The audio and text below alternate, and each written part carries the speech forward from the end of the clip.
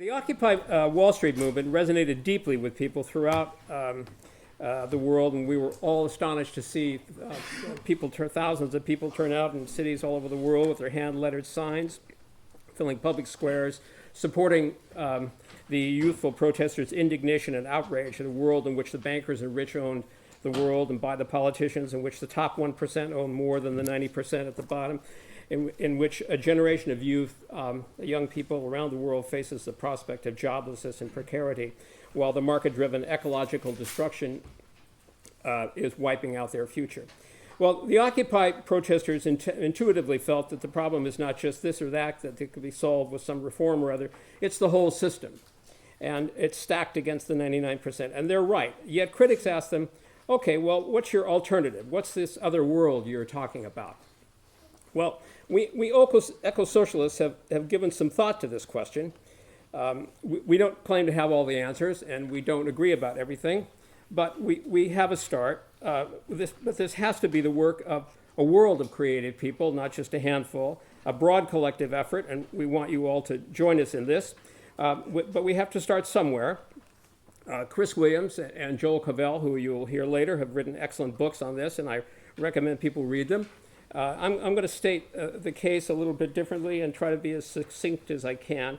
I'm going to make an argument here, make my argument in the form of 6 theses on saving the humans. First, capitalism is overwhelmingly the main driver of planetary ecological collapse. 20 years ago, the eco-entrepreneur and natural capitalism guru Paul Hawken, that's Smith & Hawken Garden Supplies, wrote that despite all our efforts at recycling, sustainable this and that, and so on, we still must face the sobering fact that if every company on the planet were to adopt the best environmental practices of, say, the Body Shop, Patagonia, or 3M, the world will still be moving towards sure degradation and collapse. Quite simply, our business practices are destroying life on Earth. Every natural system on the planet is disintegrating. The land, water, air, and sea have been functionally transformed into life-supporting systems into repositories of waste. There is no polite way to say that business is destroying the world. This is a capitalist, not Karl Marx. Well, why can't business change its practices like Hawken wanted? I'll tell you why. Because capitalism is based overwhelmingly on large privately owned corporations producing for market. And this arrangement compels them to adopt certain protocols, certain rules for reproduction, we might say, to survive in the marketplace. Competition forces them to drive down costs, to develop technology, to grow, to seek new markets, and these requirements are irresistible and relentless. But they also pose insuperable barriers to greening capitalism to save the humans. To start with, CEOs and corporate boards are not responsible to society. They're responsible to the shareholders. But saving the world requires that the pursuit of profit be subordinated to ecological concerns. For example, James Hansen. Hansen says, coal emissions must be phased out as rapidly as possible or global climate disasters will be a dead certainty. Yes, coal, oil, gas, most of the fossil fuels must be left in the ground. This is the explicit message the science provides. Well, Hansen, Bill McKibben, and 350.org say we need to leave the coal in the hole, leave the oil in the soil. But how can companies do that? How can they subordinate profits to save the humans, to stay in business and be responsible to their shareholders? Are Massey Coal, ExxonMobil, General Motors, United Airlines going to commit economic suicide just to save the humans? I kind of don't think so. Corporations aren't necessarily evil, but they can't help themselves. There are lots of diabolically evil ones, but they don't necessarily so.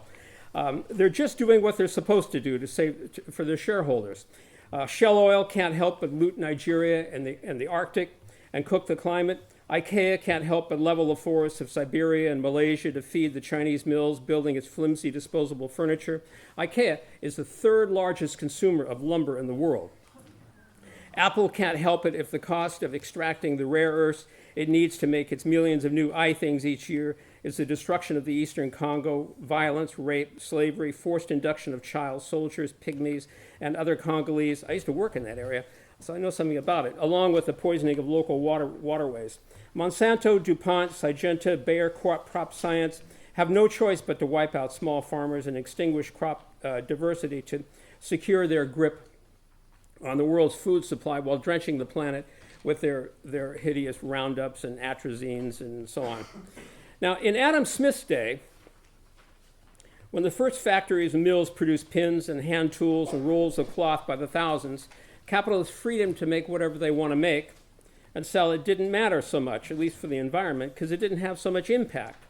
But today, when everything is produced in the millions and billions and then discarded and trashed and reproduced all over again tomorrow, when the planet is looted and polluted to support all this frantic and senseless growth, it matters a lot. The world's climate scientists tell us we're facing a planetary emergency, that if we don't cut fossil fuel growth, greenhouse gas emissions by 90% by around 2050, we'll cross crucial tipping points beyond which global warming will accelerate beyond any human power to contain it. Yet, despite all the ringing alarm bells, every capitalist government in the world is putting pedal to the metal to accelerate growth, to drive us full throttle off the cliff to collapse, as Jill showed us so very well. Marxists have never had, well, as a Marxist for a long time, I have to say, Marxists have never had a better argument against capitalism than this inescapable and apocalyptic contradiction. That's the first point. Secondly, solutions to the ecological crises we face are blindingly obvious. But we can't take the obvious steps to prevent ecological collapse because to do so would prevent ecological collapse tomorrow, because to do so would precipitate economic collapse today. We all know what we have to do, and it's completely obvious. We need to suppress the greenhouse gas emissions, stop over-consuming natural resources, stop toxic pollution, stop producing waste that can't be recycled by nature, and so on. Mostly, we just have to stop doing what we're doing. And yet we can't stop over-consuming because we're all dependent on an economic system that has to grow, and because we all need jobs. Well, take climate change. Cap and trade would put a cap on emissions. It would work. But that's precisely why it's not acceptable to business. Business understands, even if some environmentalists don't, that cutting emissions means cutting growth. There is no there's disagreement on this, but there is no green jobs win-win solution here, because the scale of the cuts that we need to make to save the humans would bankrupt the biggest companies in the world and plunge us into depression. That's why every climate conference since Kyoto to Cancun to Copenhagen, has collapsed in disagreement and failed to approve any binding limits on CO2 emissions. That's why Obama abandoned his 2008 campaign pledge to set a hard cap on CO2 emissions, and instead has done almost everything he can, as Jill pointed out, to increase emissions. That's by approving deep ocean drilling, Arctic drilling, fracking the country, and that's why he's going to approve the XL pipeline. If Obama really wanted to cut CO2 emissions, he could have simply asked Americans to stop consuming so much oil, crush their SUVs, turn down their air conditioners, stop taking dumb cruise ship vacations and jetting off to Cancun. He could have ordered General Motors to stop making its ridiculous 6,000 to 8,000 pound gas hog Sierras and Suburbans and Escalades. After all, the federal government owns the company. But he did nothing of the sort. How could he? Given capitalism, the only way to generate jobs and tax revenues is to promote growth. So he can't. Carbon tax schemes are, on the other hand, designed to fail. Because that's why fossil fuel companies, fossil fuel producers and consumers like Rex Tillerson, CEO of ExxonMobil, the biggest oil company in the world, and Paul Anderson, CEO of Duke Energy, the biggest energy producer, the biggest utility in the country, those guys support carbon taxes. Now, why would they do that? They understand that carbon taxes would add something to the cost of doing business, like other taxes, and these costs can be passed off to the consumer, but they pose no limit, no cap on growth. Exxon predicts that by 2040, global demand for energy is going to grow by 35%, 65% in the developing world, and nearly all of this is going to be supplied by fossil fuels.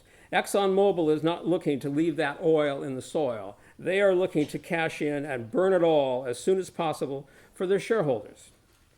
So there's no market solution to global warming. The only way to cut fossil fuel consumption on anything like the scale we need to do, especially in the short time we have, would be to impose a global emergency shutdown and drastic retrenchment of coal companies, oil companies, fossil fuel-powered utilities, autos, airlines, shipping, chemical companies, and more. There is just no other way. Same with resource depletion. We're not just over-consuming fossil fuels, we in the industrial countries are over-consuming everything. From fish to forests, minerals to metals, oil to fresh water, we're consuming the planet like there is no tomorrow, literally. 2/3 of the American economy is geared to producing consumer goods and services. Well, for sure, we all need food and clothing and housing and transportation and so on. But most of what corporations produce today is produced not for the needs of people, but for the needs of corporations to sell to people. From the ever more obscene and pointless vanities of ruling class consumption, the Bentleys and Maseratis, the exclusive resorts, the yachts and estates and jets, to the endless waste stream of designed-in obsolescence-driven repetitive consumption of fashions, auto, furniture, consumer electronics, cosmetics, and all the retail malls, the junk mail catalog sales, the advertising, the banking, the credit card industries, so-called industries, that keep this perpetual consumption machine going along, not to mention the appalling waste of the arms industry. The vast majority, I would guess at least 3/4 of all the goods and services we make in this country just don't need to be produced at all. It's all just a staggering resource-hogging, polluting waste, and it's killing us. Here again, there's no way to incentivize BMW to stop producing new cars every year, or IKEA to stop making disposable junk furniture, or Apple to stop trying to persuade you that you need to toss out last year's iPhone 4 and buy an iPhone 5, toss out your iPad 1 and buy an iPad 2. That's what they're invested in. That's what they do. Companies can't change, or they can't change very much, because it's too costly, it's too risky. Shareholders won't allow it. And given capitalism, most workers, most of the time, have no choice but to support this suicidal overconsumption. Because if we cut production to save the humans, workers will be out of a job. Ask your average 6-year-old what's wrong with this picture. Which brings me to the main point.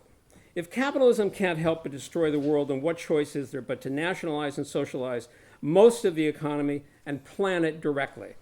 Plan most of the whole world's industrial economy, in fact. For better or worse, we are well into what scientists call the Anthropocene. Nature doesn't run the earth anymore, we do.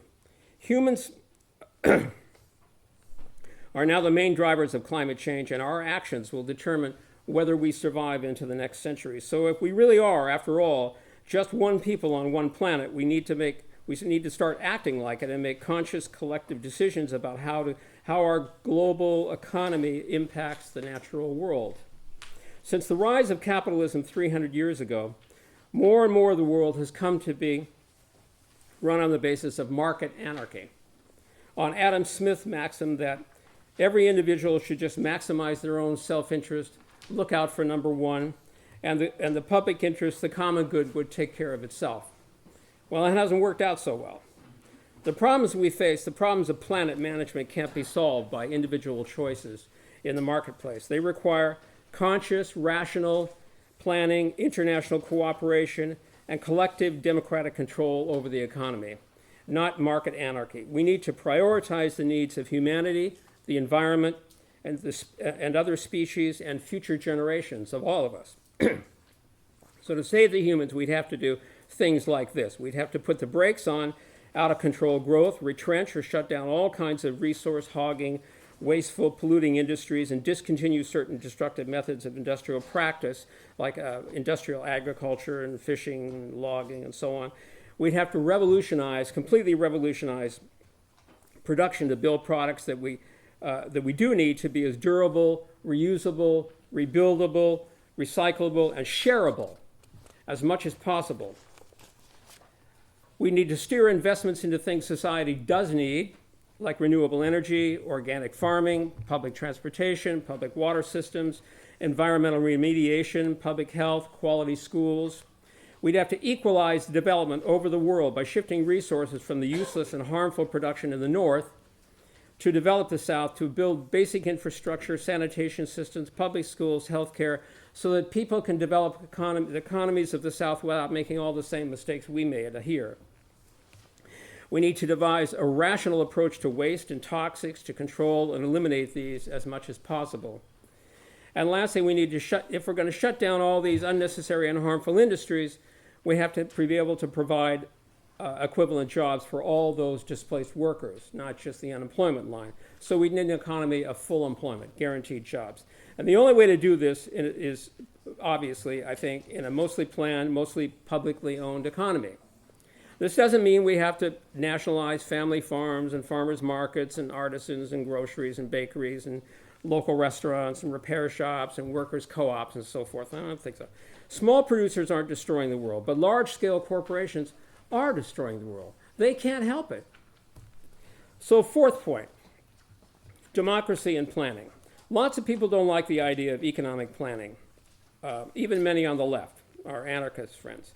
Right-wing economists like Milton Friedman denied the very possibility of planning the economy, equating all planning with Stalinism. I don't buy that. The question is planning by whom, for whom. Stalinist central planning was planning from the top down by a totalitarian bureaucracy for the totalitarian bureaucracy. It completely shut workers out of the planning process and the rest of society out of the planning process. So, of course, it didn't work so well. But I don't see what that tells us about the potentials of planning from the bottom up, of democratic planning. Besides, capitalists indirectly plan the economy all the time. They meet every year at Davos to plan the world market, to shape it for their benefit. They conspire to take over markets and industries, and to privatize medicine and schools, to force us to buy private water or eat GMO foods. They've been using their states for centuries to expropriate peasants and privatize common lands and tribal lands, to reorganize and plan the world economy, set up whole countries for capital accumulation. They're very good at planning for their own interests, so why can't we plan the economy for our interests? Solar or coal, frack the planet or work our way off fossil fuels, drench the world's farms in toxic pesticides, or return to organic agriculture. Public transportation as the mainstay or private cars as the mainstay. Let's put these questions up for a vote. Shouldn't everyone have a say in decisions that affect them all? Isn't that the essential idea of democracy? The problem with capitalism is that the economy isn't up for a vote, but it needs to be. In capitalist democracy, we get to vote, but we don't get to vote on what's important, the economy. That's not part of democracy. That's off the table. Again, in Adam Smith's day, it didn't matter so much because the companies were so small. They didn't have so much impact on the global environment. But today, it makes a huge difference. Today, it matters because today, huge decisions that affect all of us and thousands of other species and even the fate of the Earth, the fate of life on Earth, are all still private decisions made by corporate boards on behalf of self-interested shareholders. Polls show that 80% of Americans oppose GMO foods, but Americans don't get a vote on whether they get GMOs in our food. Well, why not? Corporate boards vote to put GMOs and all kinds of toxic chemicals in our foods, and we're the ones who end up consuming this stuff, so why don't we get to vote on those decisions? We don't have to be experts to make such decisions. Corporate boards aren't composed of experts. George Bush Jr. was on a corporate board before he became president of the United States, and I don't think he had to know much about either of those jobs to get them. The corporate boards vote on what they want to do, then they hire experts to figure out how to implement their decisions. So I don't understand, why can't we do that? We'd have to establish democratic institutions to plan and manage our social economy. We'd have to set up planning boards at local, regional, national, continental, international levels, and those would have to include whole entire communities, consumers, farmers, peasants, everyone, not just workers and technicians and managers. We have computers, we have the internet. Google's Larry Schmidt the other day said the whole world will be on the internet by 2020. Obviously, many issues can be decided at local levels. We don't need in New York to settle the issues in Puerto Rico, you know. You people know what you need to do down there. But so many issues can be settled at local levels. Others, closing down the coal industry or repurposing the auto industry of the United States, this would require larger scale planning, because what are you going to do all those workers? You got to shift them someplace. So you got to have a general plan for that, for a much larger set of the economy. Other decisions like global warming, ocean acidification, deforestation, would require extensive international coordination, basically global planning. That's manageable. We have the UN Climate Convention. It meets annually and is charged with regulating greenhouse gas emissions. The problem is it doesn't have any authority. It doesn't have any enforcement powers, but it needs those. So direct democracy at the base, delegated authority with right of recall to higher level planning boards. This can be worked out. The U.S. already has planning commissions for public utilities, something like that. Could be a model for some things. We have historical and current examples, the Paris Commune, the Russian Soviets, participatory planning in Brazil, La Via Campesina, the recovered factory movement in Argentina. California's initiative process is a pretty democratic institutional, useful model if it weren't corrupted by big money. Which brings me to point 5. Democracy and economic equality. Democracy can only work in the context of rough socioeconomic equality. When in the midst of the Great Depression, Supreme Court Justice Louis Brandeis said, we can either have democracy in this country or we can have great wealth concentrated in the hands of a few, but we can't have both. He was more right than he knew. Today we have by far the greatest concentration of wealth in history. So it's hardly surprising that we have the weakest and most corrupt democracies since the Golden Age.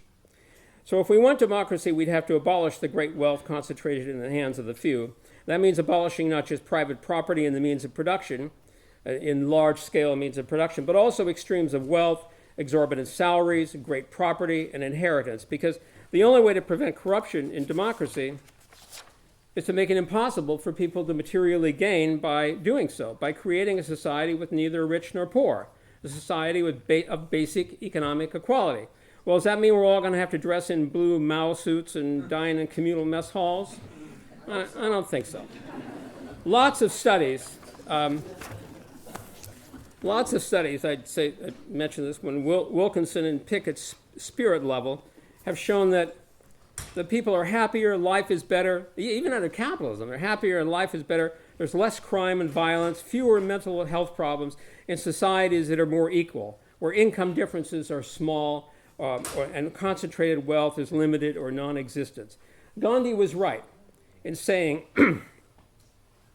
that there's enough wealth in the world for man's need, but never enough for some men's greed. We don't have 5 planets to provide the resources for the whole world to live a consumerist lifestyle. But we have more than enough to provide every human being on Earth with safe water, sanitation, quality food, quality housing, great public transportation, great schools and health care, all the authentic necessities we really need.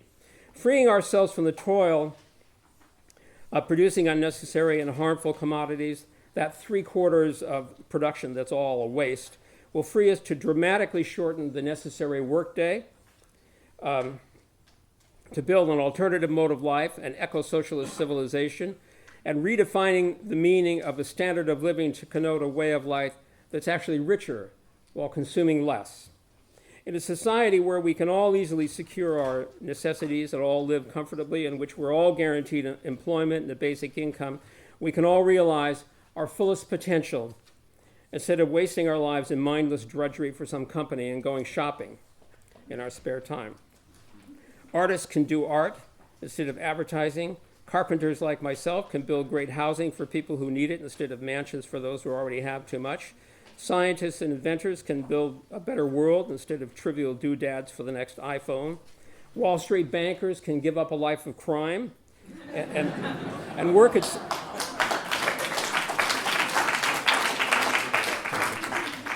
And work at something they don't have to be ashamed of and afraid to tell their children about. Old people like me can continue creating and contributing to society until they're, well, I'm not that old yet, till they die instead of being tossed on the ash heap. In short, we can build a beautiful world to pass on to our children while leaving space and resources for those other wonderful life forms with which we share this amazing planet. These are some of the potentials of an eco-socialist liberation. Last point. This is crazy. Never happened. Impossible. Well, maybe so. But what's the alternative? The planetary emergency we face is no joke. Well, for the first time, as Jared Diamond pointed out, for the first time in history, we face the prospect of planet-wide ecological collapse, the collapse of civilization, perhaps even our own extinction. What gives us an edge here, though, is that capitalism has no solution whatsoever for this crisis, because their only answer to every question is the same thing: to speed up growth, drive us off the cliff faster. So while it's true that we eco-socialists are a minor voice today, the wild facts, as Herman Daly used to call them, the wild facts of capitalist reality are changing the conversation. As the engine of capitalist development cooks the planet, as farming collapses from the US Midwest to Australia to China to Africa, as China's coal burning kills millions of Chinese and rains down mercury around the planet, this anger is only going to grow. Since Sandy and Occupy, a sea change of consciousness has taken place in this country, both in the left and in the public. In the left, because a lot of you people, I just would not have seen you at the Left Forum 4 or 5 years ago when I was giving a talk like this. You just wouldn't have been here. This is so great. The left and the public are mobilizing to fight fracking, fight pipelines, and so on. This situation often offers us on the left an unprecedented opportunity to attack the ideological bulwarks of capitalism and channel that anger and frustration into the cause of raising this system before it destroys us, of building a new world. We're living in one of those pivotal, world-changing moments in history, as Jill Stein alluded to, perhaps the most critical moment in human history. There is no doubt that closing the book on capitalism and building an eco-socialist civilization is the greatest challenge humanity has ever faced. We might fail, but what other choice do we have but to try? Thank you.